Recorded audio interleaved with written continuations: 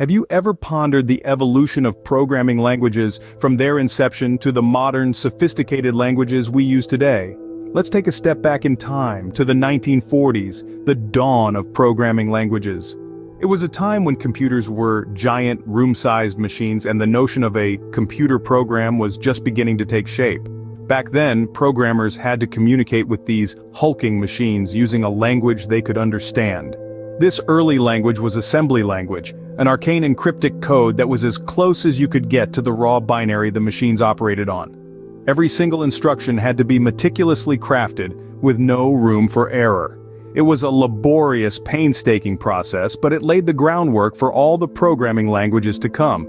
Yet, as revolutionary as assembly language was, it was far from user-friendly.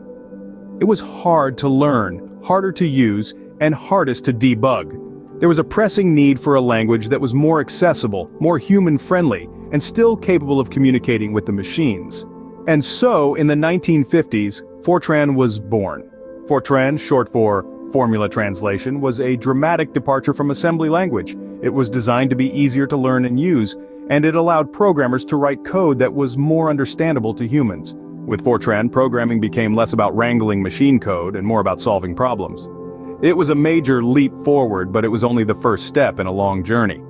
From cryptic machine codes, we moved to a language that was a bit more understandable to humans, but the journey had just begun. The 1960s and 70s were a turning point in the world of programming languages, but why was this period so pivotal?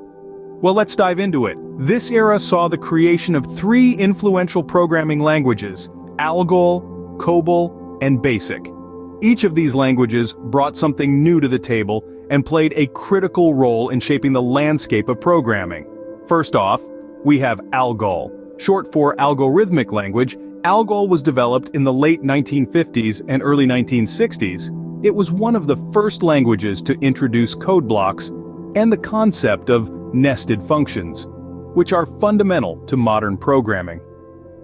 The influence of ALGOL is immense. It served as a starting point for many other languages, including Pascal, C, and Java. Next we have COBOL, or Common Business-Oriented Language. Introduced in the 1960s, COBOL was designed specifically for business data processing. It was one of the earliest high-level programming languages, and it's still in use today, particularly in legacy systems. COBOL introduced the concept of record data types and file handling, which are now standard features in many languages. Last but not least, there's BASIC, an acronym for Beginner's All-Purpose Symbolic Instruction Code. BASIC was developed in the mid-1960 ES. Its aim was to simplify programming for beginners.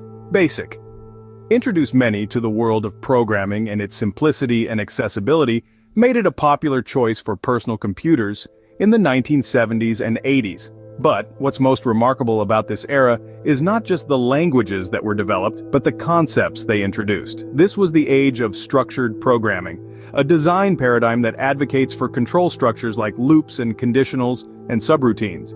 These concepts, first introduced by ALGOL, COBOL, and BASIC, are still in use in virtually every modern programming language. So, while the languages of this era may seem primitive by today's standards, their impact is undeniable. They introduced the world to concepts that have become the building blocks of modern programming. The era of structured programming had set the stage for the programming languages that would follow. The 1980s brought a paradigm shift in programming. What was this shift, and how did it revolutionize programming? Let's take a trip back in time to the 1980s, a decade that brought us neon fashion, the first personal computers, and a new concept in the world of programming, object-oriented programming, or OOP for short.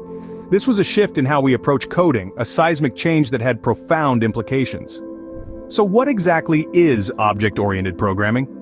At its core, OOP is all about objects. In this context, an object is a self-contained entity that holds both data and the operations that can be performed on that data. It's a bit like a mini program within a program, each with its own specific role.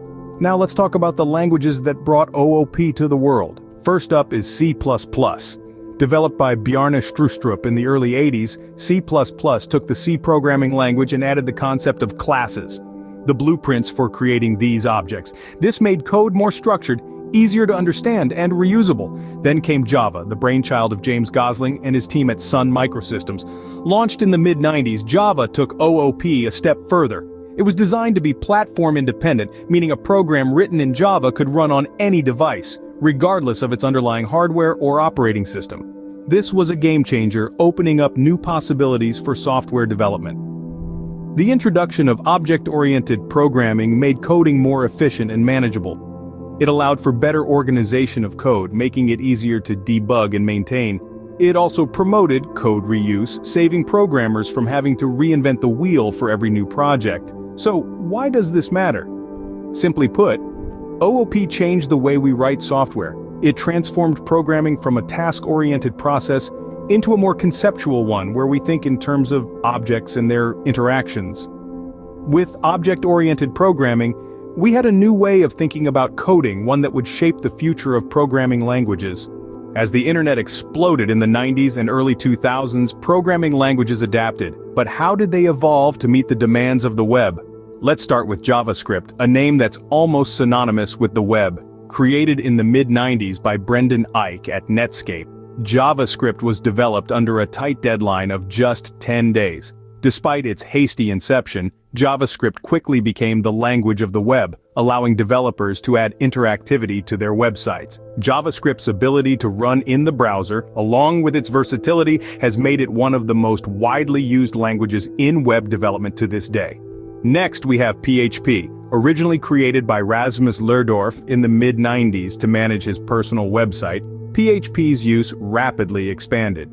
PHP is a server-side scripting language, meaning it runs on the server rather than in the user's browser. This made PHP a powerful tool for creating dynamic web pages. PHP's ability to interact with databases made it an ideal language for developing web applications, leading to its widespread adoption. Lastly, there's Ruby, a language designed with programmer happiness in mind. Developed in the mid-90s by Yukihiro Matsumoto, Ruby was designed to be fun and easy to write. Ruby's simplicity and elegance made it a popular choice among developers, but it was the creation of Ruby on Rails, a framework for developing web applications, that catapulted Ruby into the limelight of web development.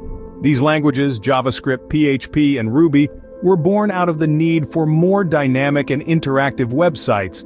They each brought unique strengths to the table. JavaScript brought interactivity to the browser, PHP enabled dynamic server-side scripting, and Ruby offered simplicity and elegance. These languages were instrumental in shaping the landscape of web development. They allowed developers to create the interactive, dynamic websites that are now commonplace. Their impact goes beyond just the code, influencing how we interact with the web on a daily basis. The web had its own demands, and programming languages rose to the challenge, evolving to create the interactive, dynamic websites we know today. In the last 2 decades, we've seen a surge of new programming languages. What are these languages, and why are they important? As we move into the 21st century, the landscape of programming languages has dramatically shifted, with new players entering the field.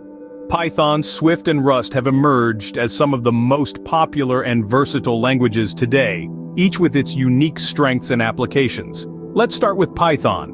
Born in the late 90s, Python has blossomed into one of the most widely used languages in the world.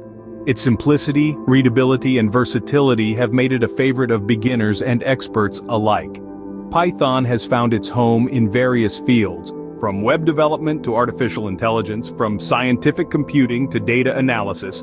Python has proven to be a jack of all trades. Next, let's talk about Swift. Introduced by Apple in 2014, Swift was designed to be a safer, faster, and more expressive successor to Objective-C.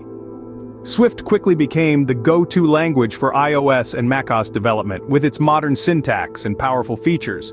It's also been making strides in server-side development, opening up new possibilities for Apple developers. And then there's Rust. Rust is a systems programming language that runs blazingly fast, prevents seg faults, and guarantees thread safety. Rust offers the performance of C and C++, but with a level of reliability that they can't match. It's being used to build everything from game engines to operating systems, from web servers to virtual reality simulations. These modern languages signify the importance of adaptability in the world of programming. They were created to address specific challenges and needs, and their growth speaks to their success in doing so. The evolution of programming languages is an ongoing journey. With each new language, we're getting closer to a future where anyone can code, and the possibilities are limitless.